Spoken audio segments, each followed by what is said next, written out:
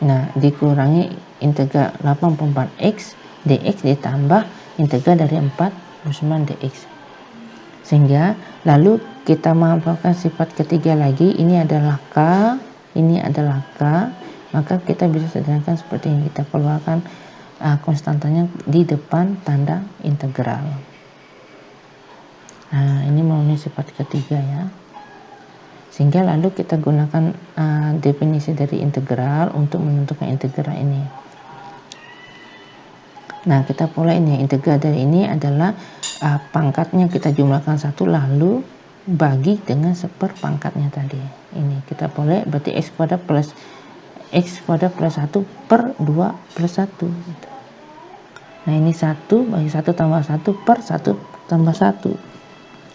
Nah, sifat yang di sini ini kan dari sifat yang pertama ya, 49 adalah konstanta yang tidak memiliki variabel, sehingga kita tidak perlu menguraikannya seperti yang pada contoh sebelumnya ya.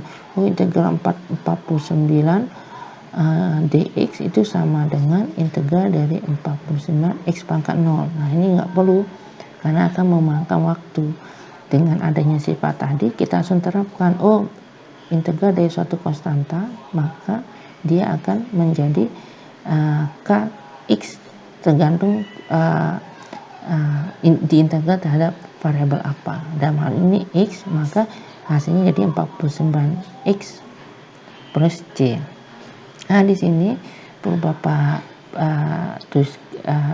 tekankan lagi, pada dasarnya setiap integrasi ini menghasilkan c. Ini Bapak hapus semua. Nah, setiap integrasi ini menghasilkan satu konstanta. Jadi asal c ini pada dasar penjumlahan dari setiap konstanta dari setiap proses integral yang dilakukan.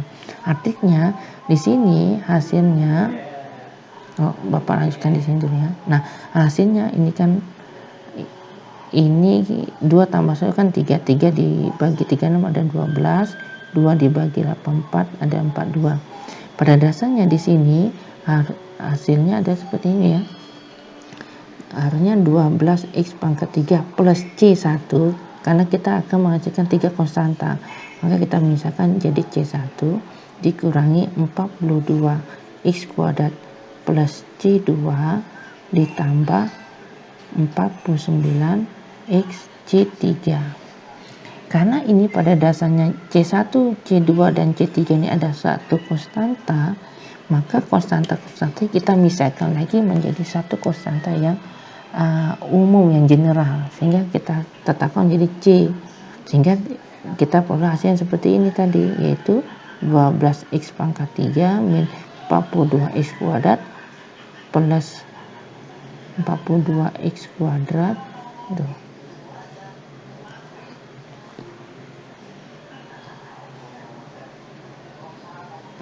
42x kuadrat ditambah 49x plus c. Di sini di mana pada dasarnya c itu sama dengan c1 tambah c2 tambah c3 gitu ya.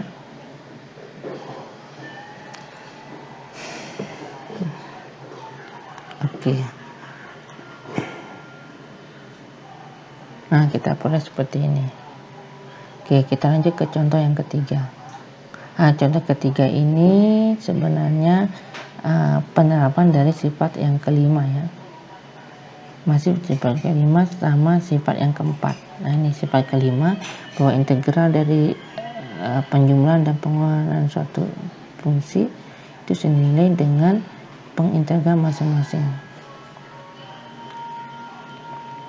Nah, kita gunakan sifat ketiga ya. Di sini ada konstanta, kita buang ke depan. Baru kita lakukan proses integral dengan sifat yang kedua.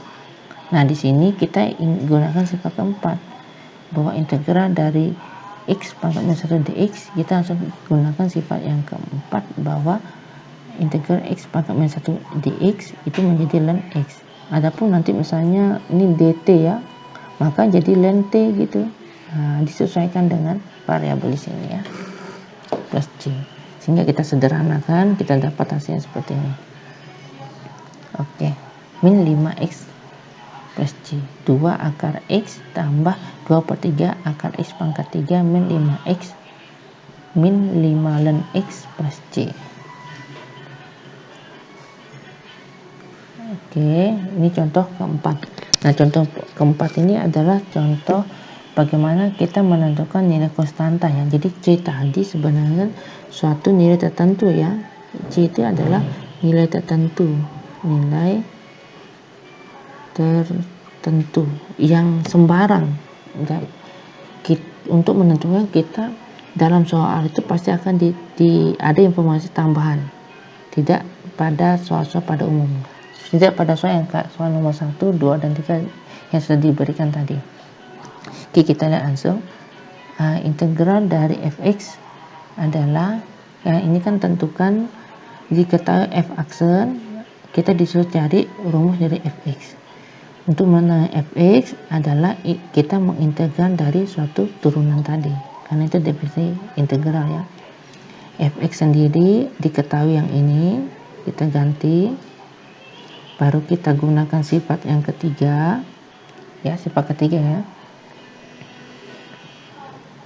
baru kita sederhanakan. Ini kita langsung saja ya, tidak perlu kita jabarkan seperti pada contoh sebelumnya. Artinya integral dari sini kita langsung tahu, berarti 6 ini berarti pangkatnya ditambah 2 tambah 1 berarti 3 per pangkatnya berarti 3 langsung gitu ya.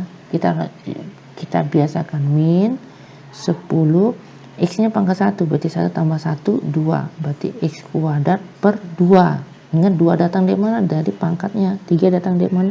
3 di sini datang dari mana? Dari pangkatnya. Ditambah, ingat ini sifat yang ke pertama ya, berarti menjadi 3x. Nah, ini sederhanakan menjadi 2, ini jadi 5. Sehingga kita boleh seperti ini ya. Nih yang sudah langsung plus C. Nah, sekarang dengan informasi yang seperti ini kita bisa menentukan berapa nilai C. Nah, perhatikan. Ini yang kita boleh hasil integralnya. Ya, ini kita diketahui ini bahwa fx ini akan bernilai 2 saat x-nya sama dengan negatif 1. Artinya kita ganti fx ini akan bernilai 2 jika x yang di sini kita ganti dengan negatif 1. Nah, sehingga kita substitusikan x ini dengan negatif 1. Kita sederhanakan, kita selesaikan perhitungannya, dan kita peroleh C sama dengan 12. Sehingga hasil akhirnya adalah 2x pangkat 3 min 5x kuadrat plus 3x plus 12. Nah, 12 inilah nilai C yang dicari. Sehingga kita dapat secara spesifik ya, fungsi fx secara spesifik adalah plus 12, tidak plus C. Kalau plus C ini masih umum. C itu akan terus berubah jika f yang di sini lain, misalnya f-nya f1 sama dengan 3. Nah, maka C-nya pasti akan berubah. Sehingga nanti pada dasarnya fx sama dengan 2x pangkat 3 min 5x kuadrat plus 3x ini plus C, ini bentuk umum ya. Bentuk umum. Nah, ini sedangkan saat C-nya kita ganti dengan suatu nilai tertentu, dia menjadi bentuk khusus gitu. Oke. Nah, sekarang contoh yang terakhir. Sebuah benda bergerak pada garis lurus dengan percepatan a yang memenuhi persamaan a sama dengan 2t-1, di mana a dalam meter per second kuadrat, ini jarak ya, dan t dalam detik. Jika kecepatan awal benda ada v 5 meter dan posisi benda saat t 6 adalah s 90 meter, maka tentukan persamaan posisi benda tersebut saat t detik. Oke. Pertama kita tahu bahwa persamaan percepatan adalah 2t min 1. Kita bawa konsep ini, pernah bawa konsep fisika ya, di konsep fisika, penerapannya di konsep fisika. bahwa integral dari bahwa kecepatan V itu kecepatan ya,